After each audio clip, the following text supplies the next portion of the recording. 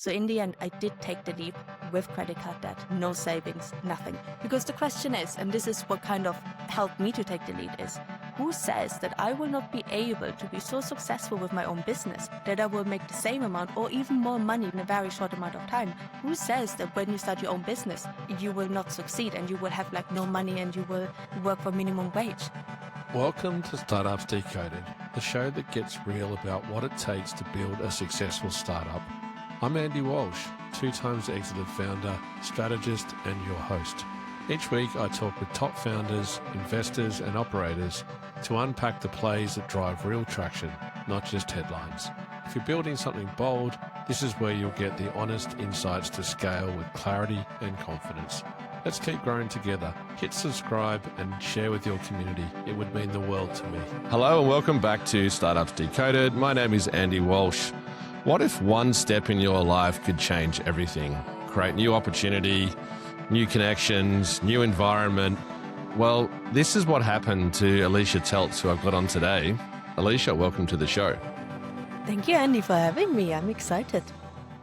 We met on LinkedIn, which is going to be core to our story today. And I love it because right now you can get a real sense when someone's been honest and open and sharing real stories, real insights, writing with their own voice and observing what you were doing and your own personal story. It just stood out for all the right reasons in a world of regurgitation. So it allowed me to connect with you in a way where I felt like I knew you before we'd even spoken.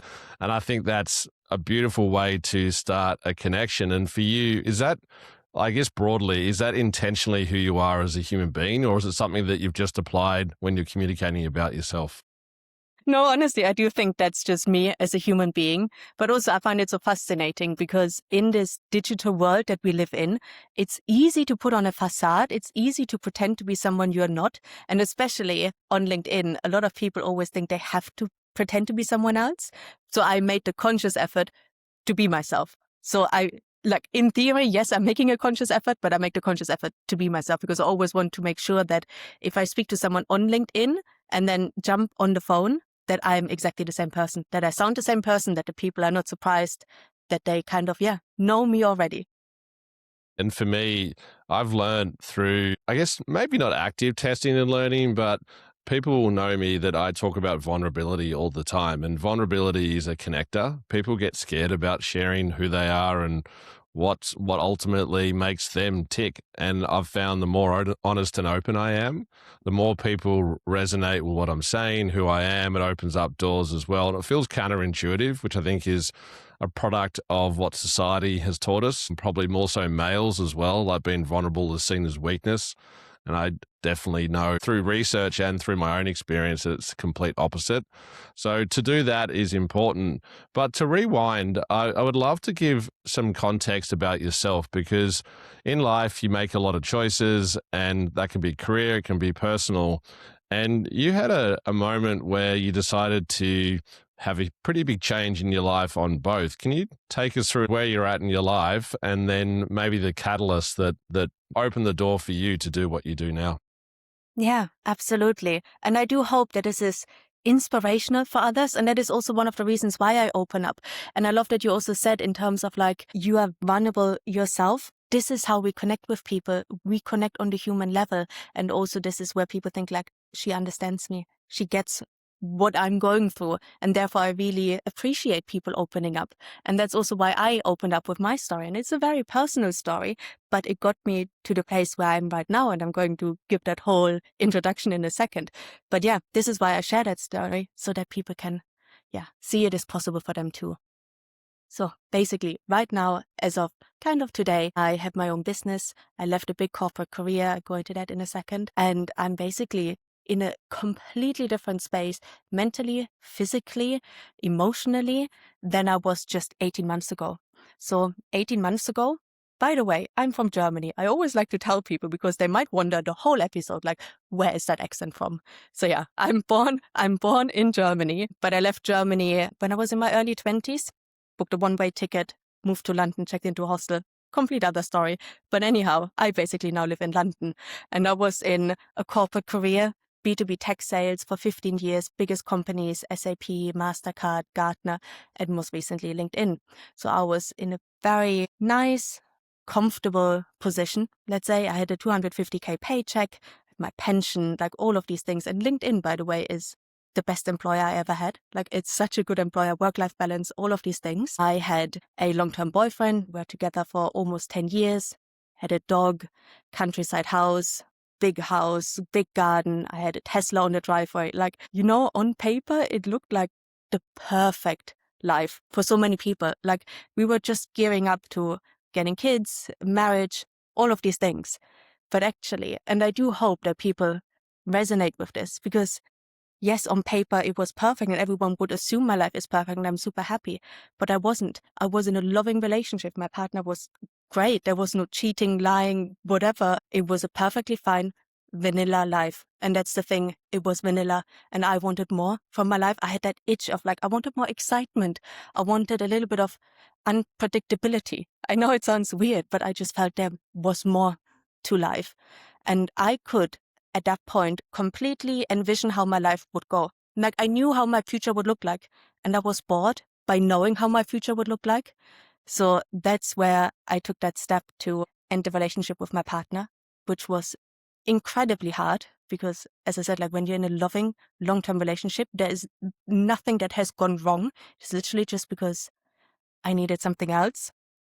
And this was then the catalyst that put everything into place in terms of losing a lot of weight. I was heavily overweight, and so many people, when they're in a, not necessarily saying long-term relationship, but when they're in a unsatisfied state of their life for a period of time, they don't realize how they physically just get deteriorating, kind of slowly but surely, and you don't necessarily notice it.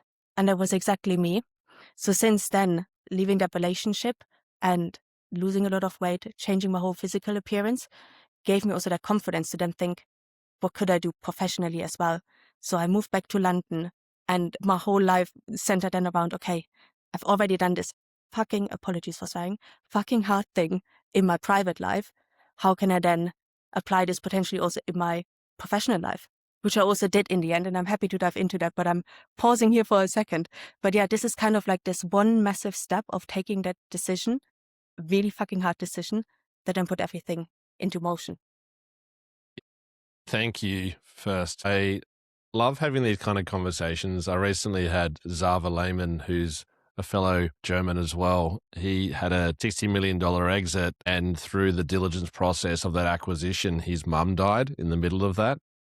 Wow. And it was heavy. And even just saying it now out loud, I get goosebumps. We were both crying on that episode. And him sharing that story was something that he never really had done before, but we had this really beautiful conversation. And in the startup world, mental health is not talked about enough at all, but mental health broadly, as far as the world that we live in and the stress that we're under, we all need some help. And it's amazing that you had the strength and ability to be able to, one, acknowledge what was happening in your life personally, and realize that you had a path that felt like it was greater and more opportunity for you. And that takes very brave, ultimately. And I also, sorry, I just really quickly wanted to say, because I love what you were just saying there, because a lot of people would have looked at someone like me at this point, and there are so many other people who are in kind of this situation where on paper it all looks perfect and you feel guilty for feeling bad.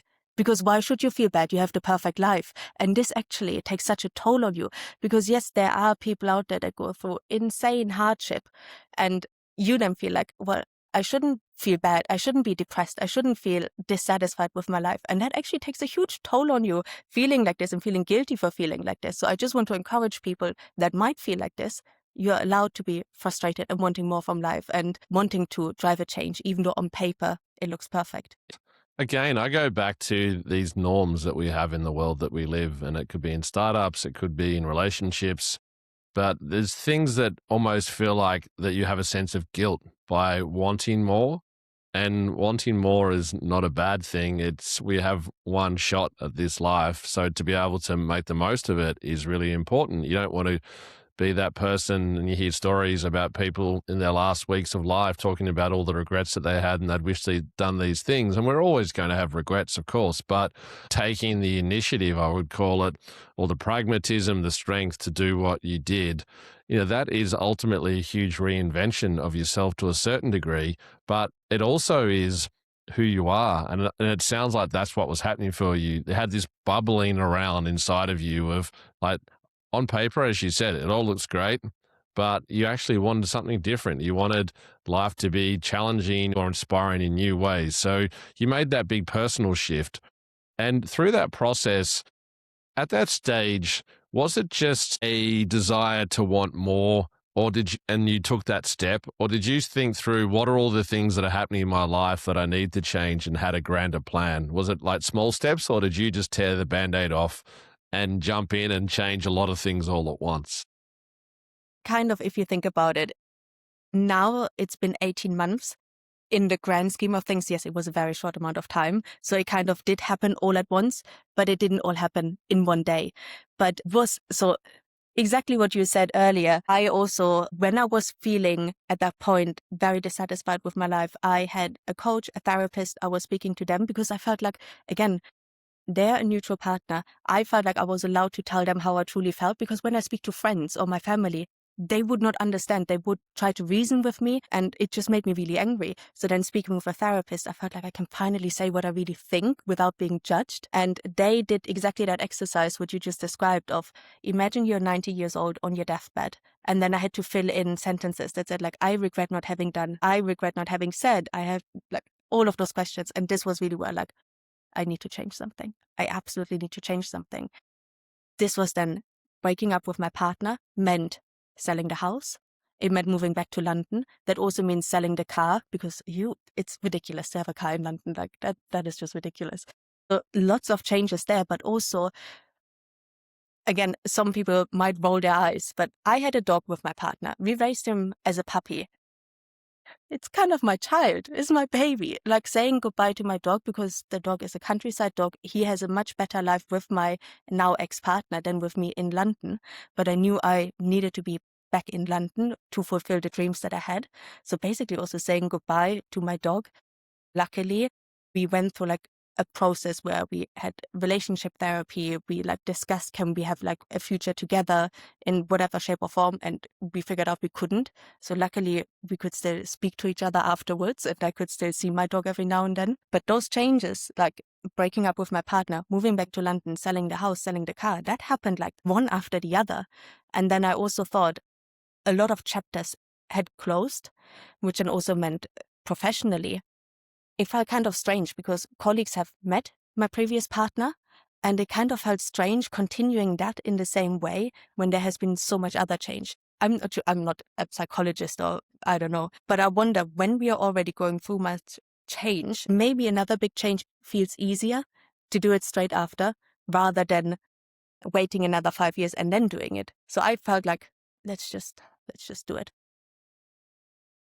I tell you, and it's in the moment, and I've made some huge changes. I was talking to someone recently about my personal story. I'd started a business in Australia. I moved to New York City with a 4-month-old child, bootstrapping my startup. And you talk about life challenges all happening concurrently with a brand new baby, new city, new business. It's a trifecta of chaos. And for me, I never thought twice about it because I had such conviction and purpose around what I was doing that I knew it was going to work out. And work out for me didn't mean that I would create a business and sell it for hundreds of millions of dollars. It was actually having satisfaction in my day-to-day life of something that I genuinely believe in. And I didn't reflect that deeply at the time. But as I went through, you have moments where you have a sense of pride, and you take a little bit of a moment to look back at what your life was and then now what it is, and comparing the two, because it's impossible to have a foolproof decision-making process. It sounds like you were pretty thorough, which is important too, to be able to explore different ways of understanding your decision, the impact it has on you, partner, everything else in your life. Because the more that we can do that without overanalyzing, the higher sense of confidence that you have in the decision that you're making and backing yourself. And that's ultimately what a startup is in many regards. And you did it for yourself. But then on the career side, you changed as well because people get stuck about and whatever it is that's blocking them to take the next step. Were there things that just floated up for you? I'm always curious about this because a lot of people have big ideas, they've got a job they don't like, or they're getting paid well, similar story, and they never ever take that chance to be able to go it on their own. What do you think are some of the blockers that actually stop people from being bold like you were? For me, and I think probably for a lot of people, is the financial aspect. And when I took the leap, so I left my corporate job now about 8 months ago. So it was last year in June.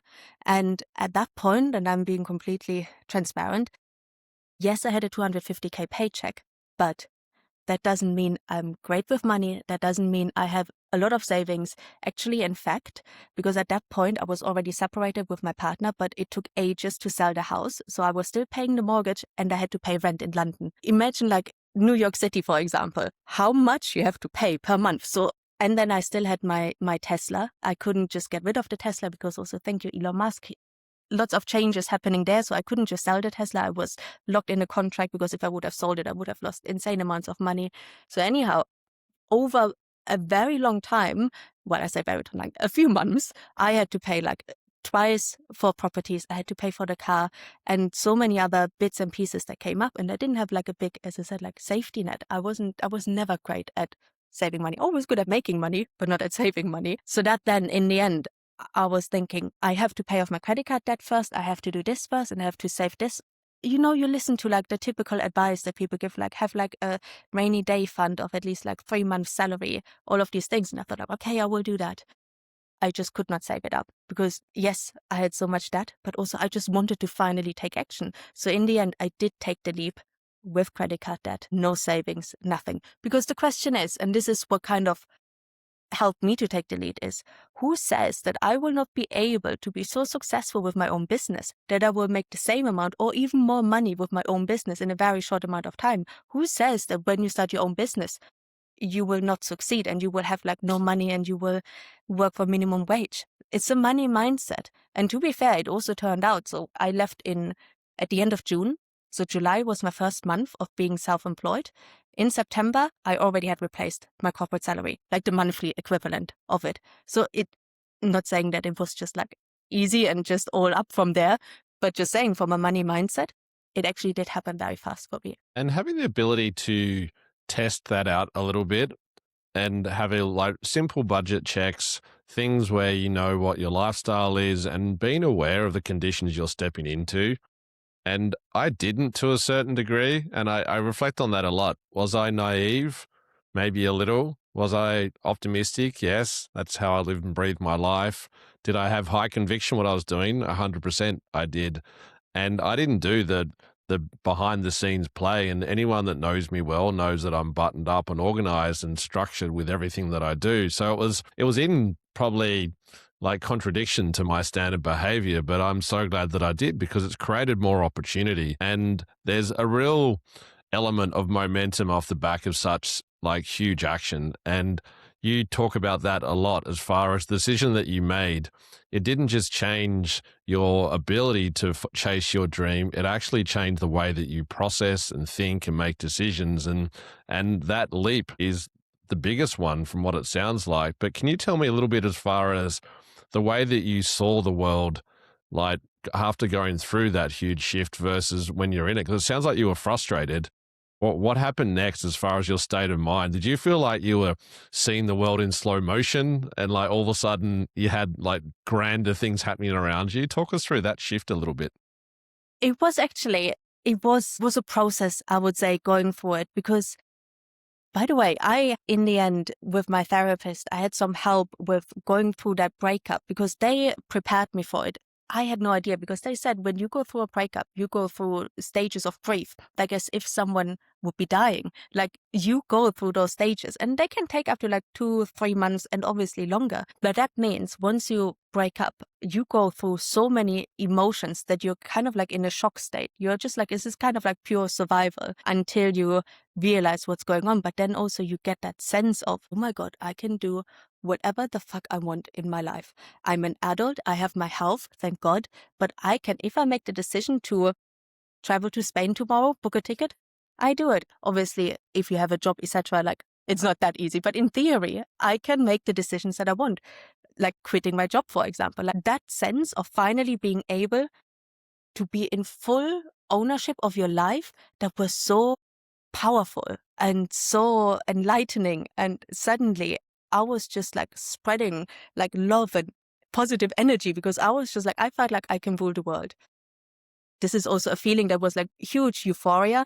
I kind of then settled back into like, okay, I'm still in the reality, but it is just something that just gave me so much excitement, which in the end, so for anyone, I don't assume that a lot of people have come across my name before, but I started posting on LinkedIn, making myself visible around February time. So that was about half a year after I broke up with my ex-partner. Because previously I was always way too scared to like, just talk about things that I'm doing like publicly, like putting out a LinkedIn post and sharing my journey, etc. But as I was feeling so empowered and strong mentally, that gave me also the confidence to put myself out there. And this is what in the end, on the professional side, it changed everything, as I said, like on the professional side. I love it. And I repeat this a lot, but it's worth repeating, is there's an element of human being and human doing, and people blur them way too much. And what I mean by human being and human doing is that people define themselves by what they do and not who they are. And it takes a journey of sometimes large impact, sometimes it can be a combination of other things to really truly understand who you are. And for me, leaving Australia, moving to London to live for a few years and traveling through Africa, Asia, Europe a lot, the people that I met in context of that part of my own personal journey, and that has 100% impacted my professional journey and a level of pragmatism and connection and community. But the human doing part, the problem that I see, and I want to hear it from you, is that people that define themselves by what they do and not who they are is a real problem, because you start to have this unhealthy attachment to your job, your business, things that cloud your judgment. Through your own experience, do you feel like that enlightenment that you explained that you had allowed you to be really clear on what was motivating you personally, professionally, and have some light and shade between both? That's a very good question. I have never really reflected on that in that kind of way. What I find interesting, what you were saying, that people might like really identify themselves with their job, and that makes it so much harder for them to take a leap and make a change. That's actually something I never felt as much, because being in a tech sales job, there is a lot of movement. There is a lot of hire and fire, and you need to move, and a lot of pressure. So I was changing roles and jobs quite frequently. Some would say quite frequently. So that was not something that I was completely like identified with my job. Also, I never went to university. So it's not that I'm a accountant for that firm, like that I was always like stuck in it. My career journey was always a little bit all over the place.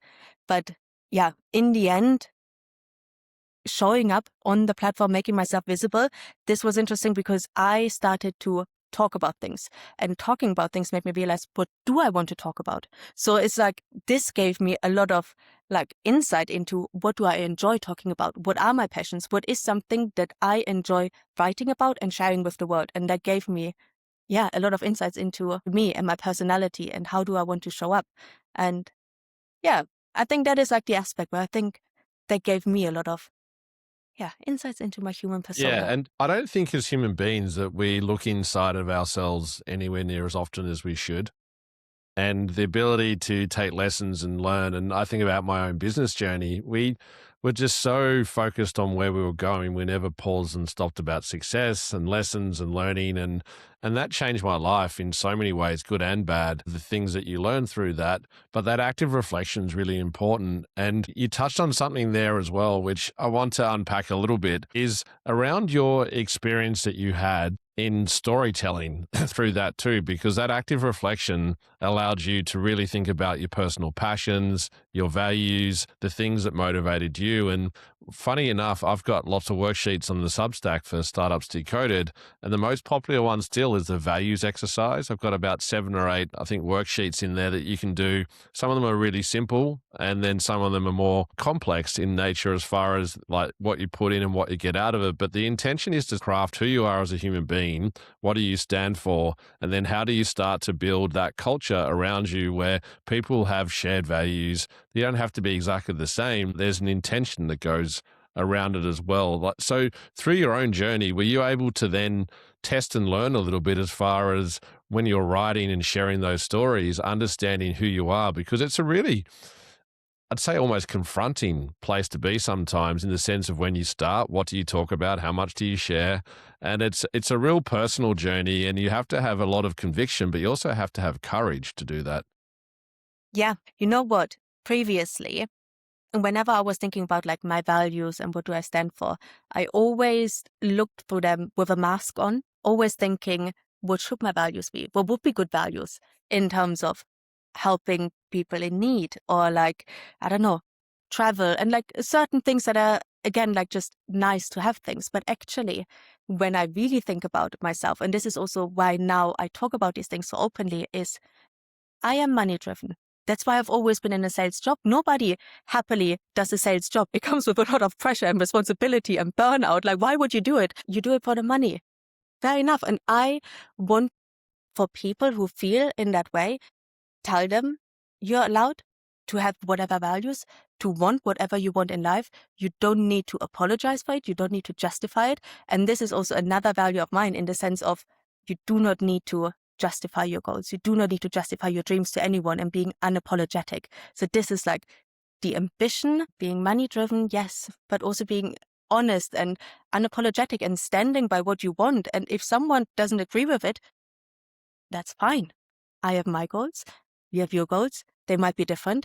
We can both live happily ever after and be friends, but stand by it. And I think for so long, especially whilst I was still living that vanilla life, I tried to please everyone. I tried to be that good girl and have, like, as I said, like those values that on paper look great, that everyone would agree with.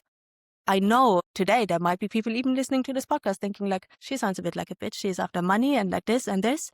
But hey, at least I'm being honest. And I do hope that other people think this and think like, yeah, it's okay to feel that way and to have those desires. Anyone who has that opinion can hit me up, because I can course correct immediately as far as who you are and your story. Because if you look at startups, I would guarantee you that so many startups are created because people want to get rich, and it is what it is, and there's nothing wrong with that, as you say. I mean, it doesn't mean that there's not genuine purpose behind it either. If you're creating a company where you feel like you can impact a lot of people around the world in a positive fashion, and that was my journey. I never did it to get rich, and I didn't get rich out of it, for clarity, either. But for me, it was bigger than the making the money part of it. It was actually the ability to be part of something that you were contributing to, and finding that like-minded people that we were talking about. But the other side to that coin, though, too, is, which I'm glad you talked to, is that being comfortable with people not liking you, like being a people pleaser, dilutes your own personal value 100%.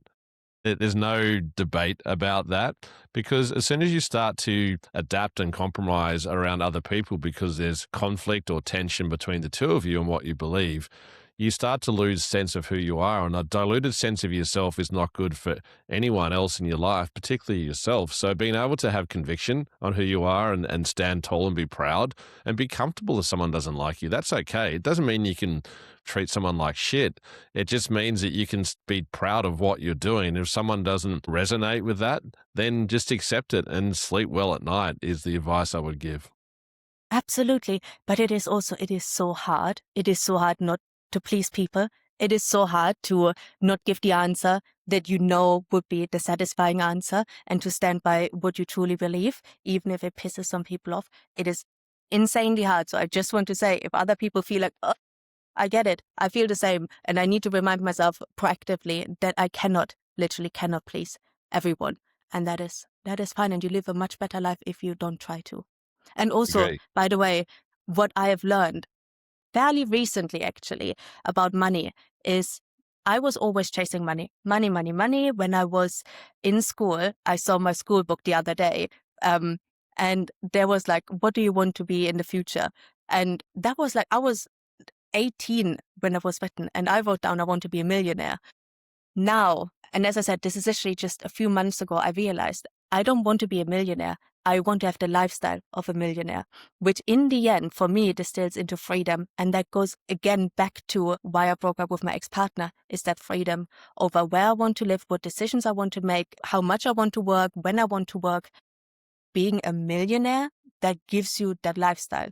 So there might be ways how some people could re-engineer their life to have a bit more of a millionaire lifestyle without actually having to be a millionaire.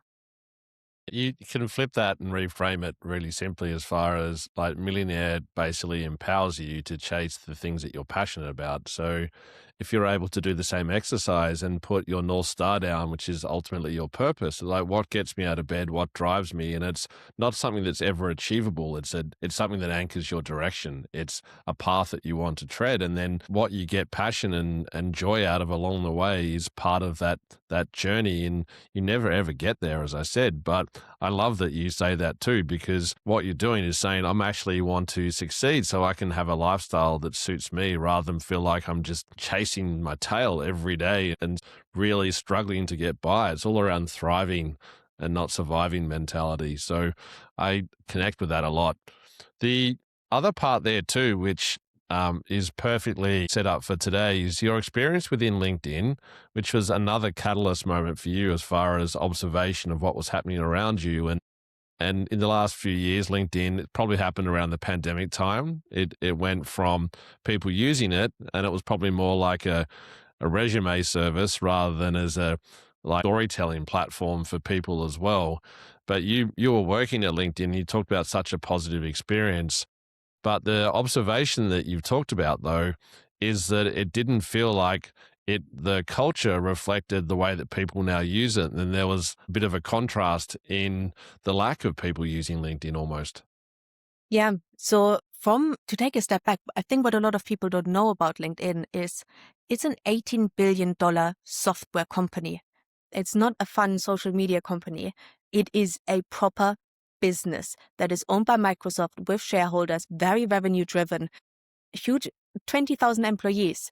Like most employees on LinkedIn, they don't post themselves because it is not part of the onboarding process. It's not that this is really encouraged internally. It's not that they say don't post on LinkedIn, but it's not that it's ingrained in the culture, because it is, funnily enough, yes, we have the LinkedIn feed, but the employees at LinkedIn, the things we're working on, the feed is secondary. Not even secondary. It's like really far in the back of our mind, because we work with software products that us normal people who use LinkedIn day to day don't even know about. Like LinkedIn's number one revenue stream is their recruiter tools, is LinkedIn Talent Solutions. It's a recruiter tool that only hiring managers or staffing firms are using. Then there is LinkedIn Talent Insights, a data tool that, again, us normal people don't even know about. Those are the key revenue streams. So as a LinkedIn employee, it's a similar company as Workday, Cisco, like huge software firms. So at LinkedIn, when I actually started to post on LinkedIn and make myself visible, which is so funny because it's literally the platform I work for, I got so many eye rolls internally, so many colleagues asking like, what are you doing? I was just like, I'm literally posting on a platform that we work for, but people just couldn't understand it. And it's just so crazy. So that was actually, I was going like against the norm. I'm sure there is some sort of saying for it, but I was like the fish that was going against what it should be. And that was really scary. And people at LinkedIn, it's a great company if you want to be comfortable. If you have kids, if you have family, if you want that life that is just very comfortable, perfect. But if you want more excitement, it might not be the best firm, because it is a huge organization. There is not a lot of change or startup vibe, or, as I said, like encouraged to take that creator route and make yourself visible. It's just a big firm, stable organization. Fascinating insight. And I guarantee if you surveyed some of the biggest users on LinkedIn, that none of them would know the revenue splits, as far as if you gave them the like five that they could choose from, that none of them would get the order correct as far as what generates the most revenue on that platform. And it's fascinating because there's a lot of obviously conversation happening there, and people are using it to create businesses like you would on social media. and the opportunity that comes through there. And a lot of it now is the connection that's happened. So before it was very much presenting yourself in a certain way to get a job. The connection and community that's happened around it now is a huge part. And for you, it opened the door, one, to be able to share your story, which was important, but two, it's allowed you now to escalate your own career, to connect with other people. As far as your approach and strategy to LinkedIn, just as a strategic arm, like what are some of the things that you focus on as far as the way you're building connections or sharing stories, etc.? Like not how you write a post, as in like the way that you use it. Yeah. So first of all, yes, previously, most people used it as like Facebook for jobs. It's a jobs platform. You have your CV and you go on LinkedIn if you try to find a new job. Then also, exactly as you said, COVID happened and our lives kind of blurred. Lots more people work from home. Our lives intertwined so much more that people started to share more the behind the scenes. But also at the same time, we have platforms like TikTok and we have Generation Z coming up, and they expect much more vulnerability. They expect much more the human connection because they grew up in a social media world and they really want to see what's happening behind the scenes. So we see people like Ben Francis from Gymshark or Grace Beverly from Tala. She's like more big in the UK. Those are all founders that started their business by being open and transparent, what's happening behind the scenes and showing up as humans. So once we started those people sharing insights, this then reflected back onto the normal employee as well, where we wanted to see a bit more the glimpse into their life. And again, going back to COVID, is we saw people holding conferences with their like kids coming in their bedroom, and the lives are just so much more intertwined. So this is why people start to open up a bit more on LinkedIn and share what's happening in their lives. And this is also the approach that I always like to take and encourage other people to take. LinkedIn still has that stigma of you need to pretend to be someone you're not essentially, like in the sense of you have to say you're an expert because otherwise you don't have the right to say anything on LinkedIn. But that's not true. You can show up as your true, authentic self and also admit saying, I'm not an expert on this topic. This is what I'm thinking. Help me understand it better. That could be a perfect post because you indirectly kind of position yourself as an expert by saying, I'm learning about this. This is my understanding so far. This is the very clever question I'm asking. Now help me understand the rest. That already positions you in a great way. So I want to encourage people and lead by example myself to just show up authentically. Where are you in your life? And that means for me, currently with my entrepreneurial journey, yes, I'm sharing my highs. I'm super happy to put out a post celebrating that I had a workshop at Google, and how cool is that? But then also just a few months ago, I shared a post saying, I'm fucking burned out. I don't know what to do. I'm frazzled. I didn't think it would be that hard. Like it's such a roller coaster. I share what it really means because I think in the end, people make business with people. So I'm not just showing up to like make business, but I just mean we connect with people. I want to show up with people that care about me and that resonate with it. And in the end, that just makes our whole life and business just so much better if we connect on that level. And then it doesn't feel as cringe. I think it's like this is why so many people shy away from LinkedIn because it feels so cringe. And it only feels cringe because you think you need to pretend to be someone else, but you don't. Right back at the start, we talked about the fact of being your authentic self and being vulnerable as being like really important things to do. And I often remind people that I'm mentoring, coaching, advising on my side is that it's much easier to tell the truth than it is to remember a lie. The truth, you were there, you experienced it. And what I mean by that is in not saying that people are lying on LinkedIn, but as in lean into your own personal experience. Everyone has a story and everyone has moments that they've had to navigate, challenges they've overcome, skills that they learned along the way. And sharing that, it's like having a conversation. Like you and I are having a conversation now. I would share any of this in LinkedIn confidently. And obviously, this is a podcast and people are watching and listening, so everyone can hear it. But what I mean is the ability to sit and have a chat, like share that because it's easy to have a conversation. But when people write, they seem to overthink what they're talking about. That also, I always give the tip of use your phone to record yourself. So use that note function, but use the microphone function in the notes function, and then just talk to it. And then you have a rough draft of what you want to say, and then you can tweak it and move it around. But this just means you just start talking first and you have that structure and you're not overthinking it. The worst mistake, although I see a lot of people do, is then use ChatGPT. And that is just number one mistake. I have nothing against using AI to help you come up with some ideas or reframe things. But sadly, a lot of people use it to just outsource, and we can all smell it from a mile away. So that's the opposite of authenticity. And I see it myself, and I iterate on ChatGPT, and sometimes I probably don't craft it with my own personal tone as enough as I should. And I see the drop, and the chat on LinkedIn right now is the fact that LinkedIn are very hyper focused on identifying people that are using agents of any kind to do writing, comments, etc. And you can pick the tone of voice that's in there, and it's actually deprioritizing you in the ranking. So people are seeing their engagement drop significantly if they are taking shortcuts. Yeah.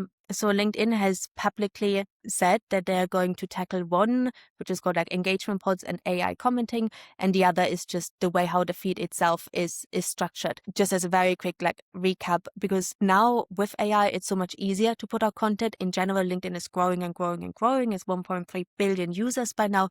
People are more comfortable in posting on LinkedIn, so the feed is getting fuller and fuller. So now they need to really decide how to curate someone's feed, and they want to prioritize quality over just rubbish.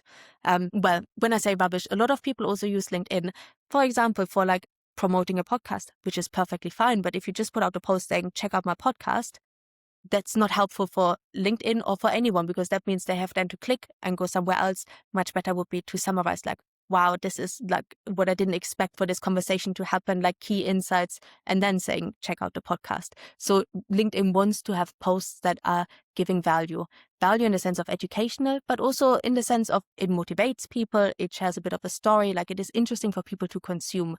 And yes, right now, LinkedIn has no way to detect whether something is written with AI, same as with the comments. But exactly as you said, there are certain things that scream AI, and LinkedIn tries to understand what could have been written with AI that is of low value, and it will be deprioritized. So the easiest for people is to literally try to stay away from AI. Because also, if you use AI, like originality, innovation will be dead. It's all just recycled ideas. I want people to show up with their raw ideas. And even if they're a bit quirky or strange or weird, I don't care. I want to see that. I want to embrace it and learn together.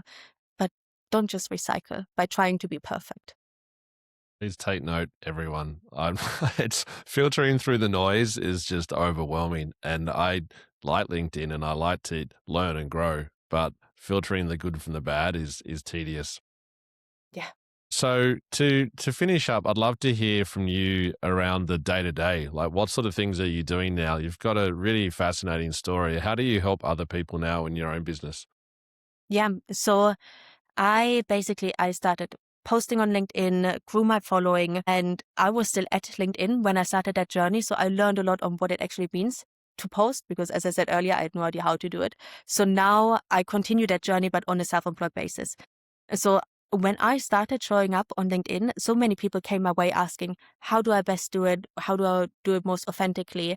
And now I'm actually at the point where I can say, I can teach you how to do it, but also I can say, this is how it transformed my life and my business. This is how I just love to see and empower people to take that action in the right way, because it just amplifies their business, career, wherever they are in life, so much more. A story. We're human beings who have had tens of thousands of years of storytelling baked into our DNA, and it's what connects us ultimately. Sharing that personal story, which is what we've covered today, is a great way in. And it makes a lot of sense that you're able to help people do it, because standing out is hard. It's competitive and people are trying to find ways to make money.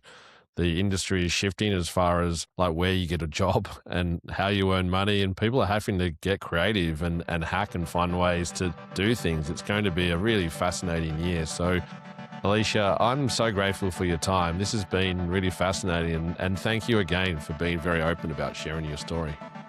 Of course. Thank you for having me, and I hope it was helpful for people. Absolutely. Thanks for listening to Startups Decoded.